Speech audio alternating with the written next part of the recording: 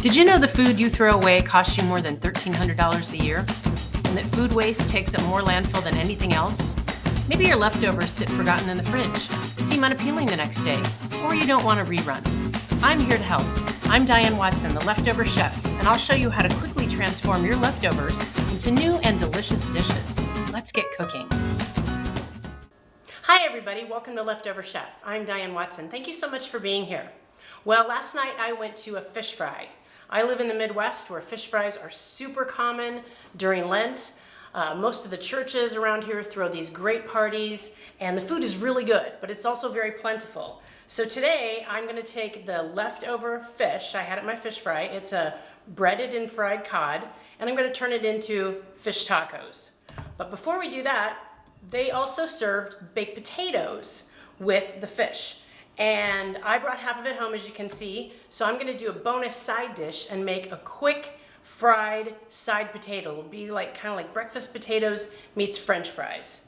So for this dish, minus the potatoes, here's what you'll need. A piece of fish.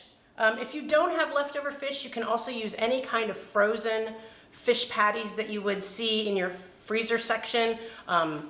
Costco has a really good breaded and tortilla lime fish that I made fish tacos with lots of times, or you can make your own breaded and fried fish or do grilled fish. And then the rest of it is kind of up to you. Toppings are so plentiful and varied with what fish tacos are presented with. I had a little leftover slaw from my fish fry dinner. I have a little bit of mozzarella cheese here, and I've got some limes. But let's do the potatoes first. I'm going to cut the potato in bite-sized pieces. You'll see I didn't even take the skin off. I left the skin on, and I've got a skillet going here with enough olive oil to coat the bottom of the pan, and I'm just going to toss these potatoes right in.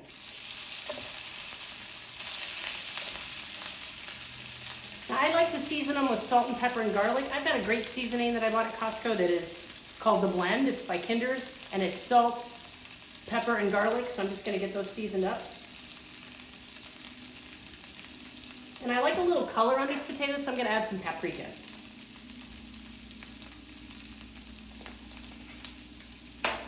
Now these potatoes are already cooked because they were baked potatoes, so you'll see that what I'm doing really is just getting them hot and crispy.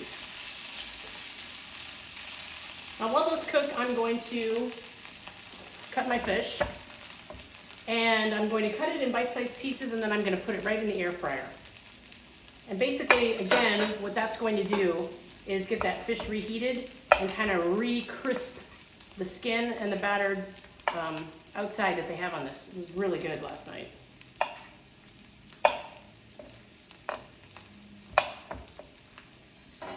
Give these a stir.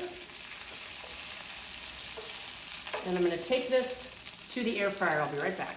That fish is going to be in the air fryer for about 6 to 10 minutes. Depends on how fast your air fryer works. If you don't have an air fryer, you can put it right in the oven. I would not put it in the microwave. That outside will get rubbery, and the fish kind of gets a funky feel to it. So the potatoes are still cooking. The fish is heating up. I wanted to talk a little bit about fish tacos. I never had a fish taco until I moved to California in the 90s. And I looked into the history of fish tacos a little bit, and they think that the first fish tacos were made thousands of years ago by indigenous Native Americans in a way to put together the fish that they were catching from the Pacific or the Atlantic into the bread or tortillas that they were making at the time. But I think the more traditional fish taco that we think of can be traced back to Baja California. And they think that perhaps even the Japanese fishermen who immigrated in the early to mid 1900s may have influenced the flavors and the composition of fish tacos. The great thing about fish tacos is there are so many ways to have them. As you see, I have just some toppings.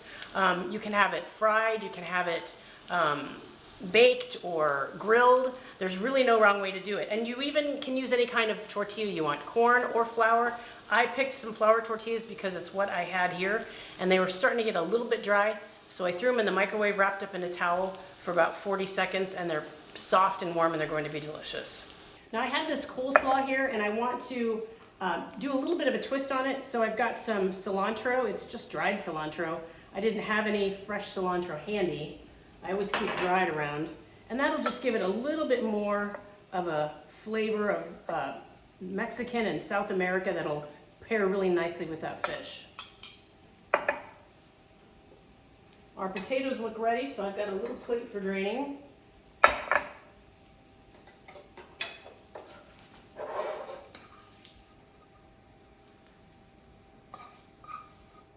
This will make a great side to our fish tacos. All right, I'm gonna go get our fish. And here we go. It's nice and crispy, reheated. It's gonna be enough for 2 small fish tacos. If you have a big tortilla, you could just make 1 large one.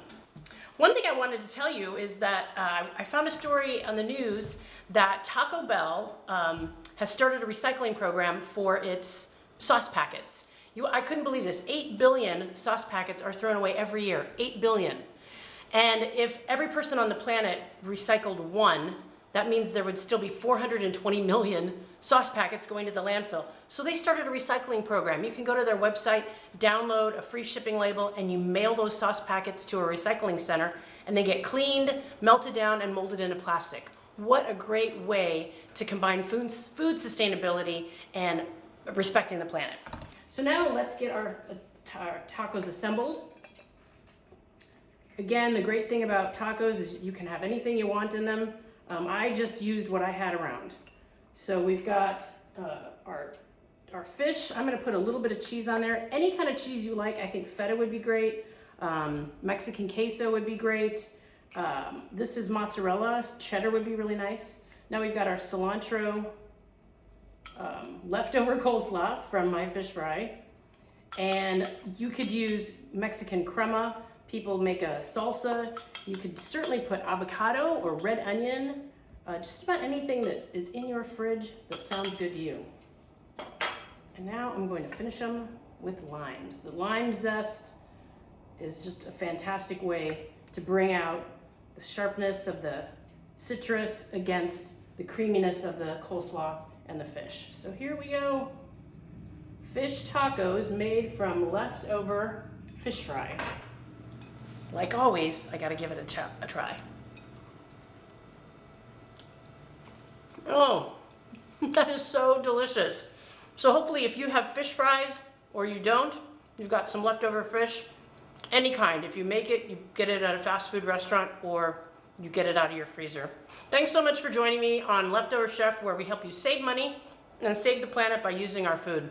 Thanks so much, everybody. See you next time.